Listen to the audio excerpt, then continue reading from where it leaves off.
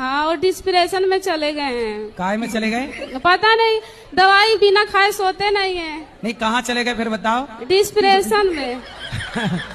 Depression या depression? हाँ। अच्छा, डिस्प्रेशन में चले गए, बात सही है। हाँ। तो वहाँ डिस्प्रेशन में जाके क्या पाए वो? पता नहीं, डिप्रेशन में रोज जाते हैं कि कभी कभी? रोज जाते हैं। और ये डिस्प्रेशन बहुत बुरी चीज है। तो ये डिस्प्रेशन कहाँ आपके पड़ोस में रहती है?